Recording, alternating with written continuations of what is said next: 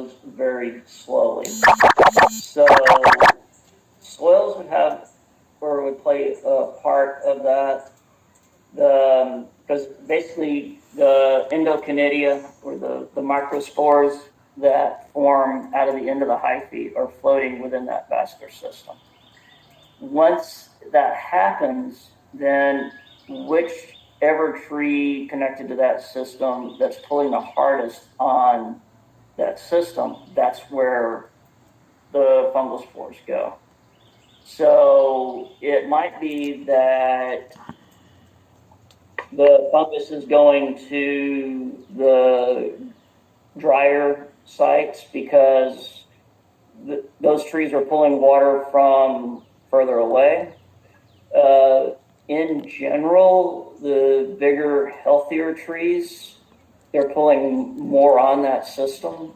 So that it's a broad generality to say that it spreads to the healthiest trees first, but yeah, it does. It tends to move to the whoever's healthy and vigorously taking up water.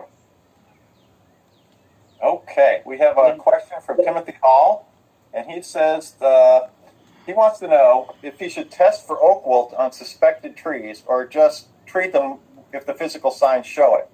And also, he has a second part to his question: where's the best place to send samples? The answer to that question would be the Texas A&M Plant Disease Lab in College Station.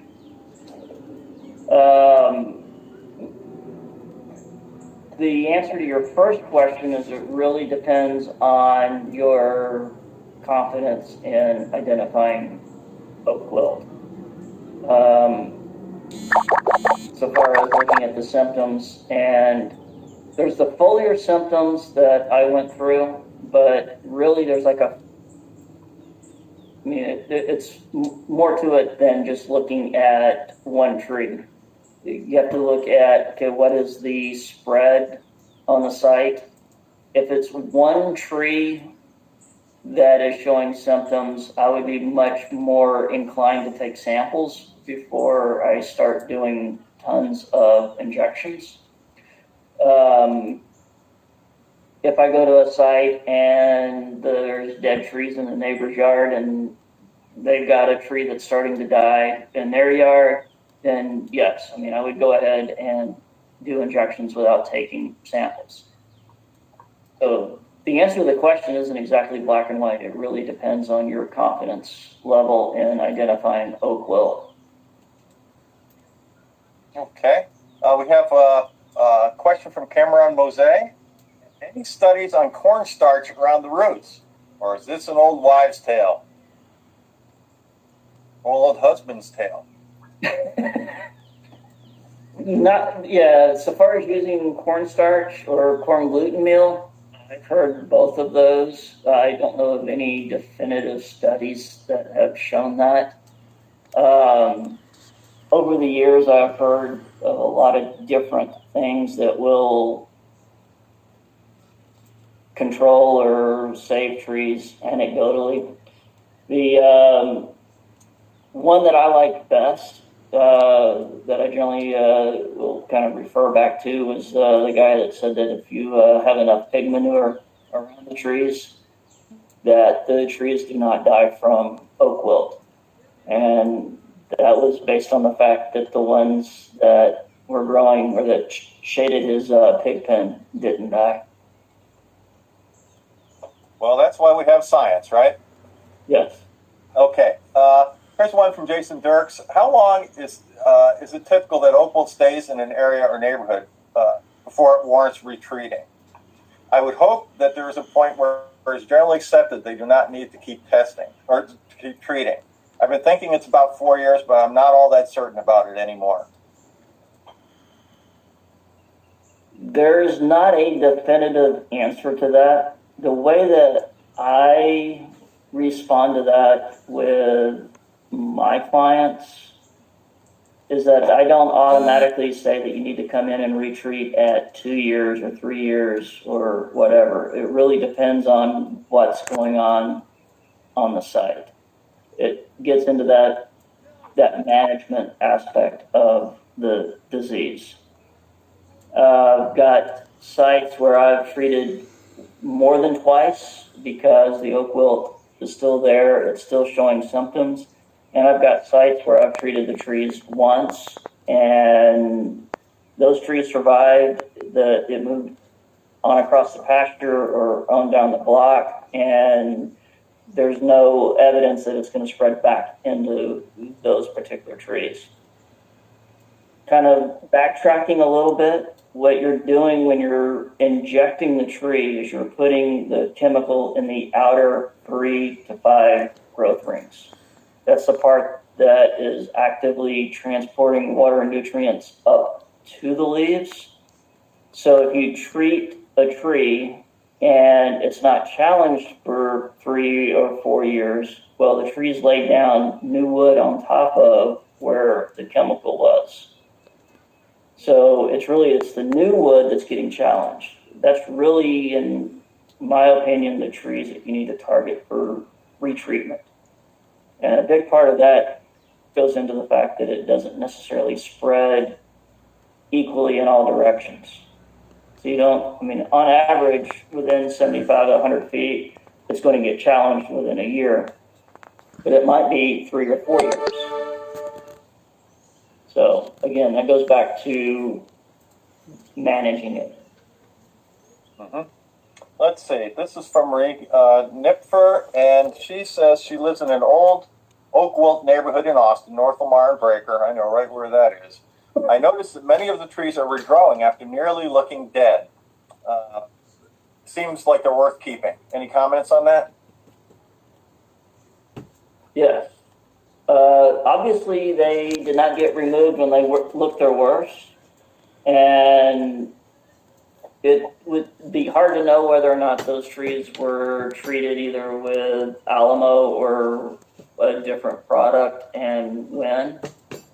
That kind of goes back to the previous question so far as retreatments go. I generally leave that up to whoever it is that actually owns the tree, because I've had clients that were ecstatic that their tree was still putting out green leaves, and I thought it was more than 90% dead and it should be removed. And I've had other clients that the tree lost 50% of its canopy and looked thin and all, and I thought it looked half decent and was worth keeping, and they removed it. So that's, I guess, beauty is in the eye of the beholder. Well, she just followed up and she said that they were not treated. Others look great that were treated. So I think it's more the resistance question. Right, it's that 10 to 20% that will survive. And yeah, having walked through old disease centers, it takes a while. Trees grow for a long time, but so long as part of it's alive, eventually it can survive without you doing, or at least that 10 to 20% will survive without you doing anything to it, and can eventually look like decent trees. Yeah, it's live oaks are as close to a bulletproof tree as you get, except for one little thing, and that's what we're talking about today. Let's see here. Is one pruning paint? Oh, this is from Marshall McGee. Is there one pruning paint that's better than another? And did you say that it's a good idea to apply pruning paint throughout the entire year when pruning oaks, specifically red oaks and live oaks? What about other oaks? So he snuck in like 3 questions there. Is one pruning paint better than another? Is it a good idea to do it through the whole year, specifically red oak and live oaks? Yeah. The pruning paints that are basically sold as pruning paints are designed to go onto green wood. They actually stick a little bit better, but they're more expensive and they're great at ruining your clothes. Really, any paint that will cover that wound will work, because in reality, you're doing 2 different things with pruning paints. One is you're creating a physical barrier to keep the insect off the wound. The other is that you're changing the odor so that it's not attractive to the insect, so that the insect actually doesn't go there to begin with. So far as timing, so far as all year long goes, basically the fungal mats are where the beetles pick up the spores. They tend to form in spring-like conditions. And Texas weather, we had 80-degree weather in January this year. So a week or so of that could be enough that fungal mats start to form, beetles start to become active. So yeah, rather than say you're safe from X date to X date, it's really weather dependent. So really, I think it's better to just do it year round. When I am talking to homeowners about painting on oak trees, that's how I generally put it, is oaks. Really, post oaks don't necessarily need pruning paint, or the other white oaks. They are more resistant. It doesn't mean they can't get the disease. It just means that they are less likely to die or die as quickly from the disease. The reason why I say that with homeowners, it depends on who's doing it, and whether or not they actually know the difference between a live oak, a red oak, a chinkapin, a post, a burr. So I'll simplify it and say oaks. Okay, we have another expert here that wants to challenge your expertness. So David Vaughn wants to know, it's not cornstarch or corn gluten meal, it is cornmeal, and it's not a treatment for oak wilt, but for trichoderma in cornmeal causes the induction reaction, which ups the defensive mechanism of the tree. So I'm sure that's a statement. So what do you have to say about that? I answered the question as it was posed. Okay. Cornmeal. Okay. And I added in corn gluten meal because there is somebody that used to routinely recommend that. So any comments on trichoderma yeah, I don't necessarily have an opinion one way or the other.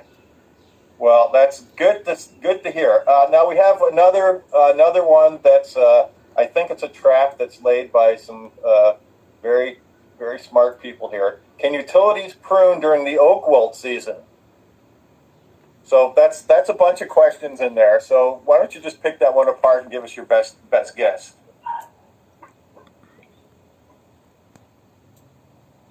Yeah, that is definitely a multi-layered question. Mm-hmm.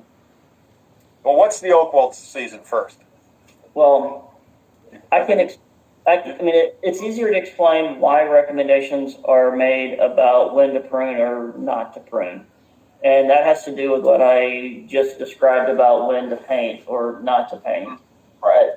In the spring, you're most likely to get or to have beetles that are contaminated with ceratocystis flying around.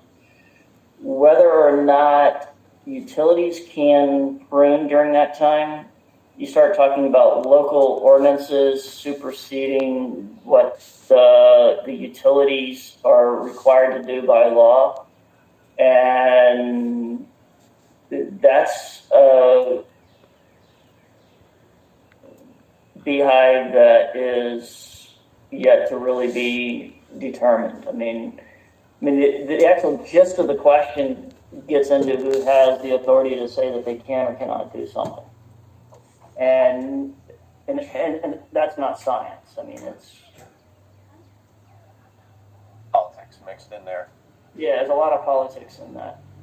So really, most of the utilities have a policy that they're not going to prune in oak wilt areas during the springtime, which, depending on who you're listening to, February 1st, February 15th, through the end of June. Uh-huh. And they also have a policy that they're going to paint all of their wounds. Reality and policy are not always the same thing. Well, just as an aside there, probably the only reason that our economy is working at all right now is because the lines that carry the little internet between the houses are still operating. So it's always a compromise between the tree and the line. And I think the utilities in Texas do a lot better. Let's see. We have one from David Rowley. The earliest report of oak wilt seems to be 1934. Is it expected that oak wilt has always been around? And what has made it appear to be more prevalent now? That's a good question. In 1934, oak wilt was not even actually identified as a problem anywhere. That didn't happen until 1949. That the pathogen that causes oak wilt was actually there. But going back and looking at what was recorded within the annals of extension, yeah, I mean, there was reports of large areas of dead and dying live oaks that sound very much like oak wilt centers. Yeah, oak wilt is not found anywhere outside of the U.S., so it's thought to be pretty much an endemic problem. And why it seems to be a bigger problem now, that goes to why I kept popping up the population of Travis County. And as Central Texas became more urbanized, as more people moved in, as it moved from being basically a rural ranching type of operation to being cut up into ranchettes or play places for the wealthy, people didn't cut on all their trees. And in a lot of cases, when they did die, they just like, okay, there's a place for firewood and there's more grass for cows. So yeah,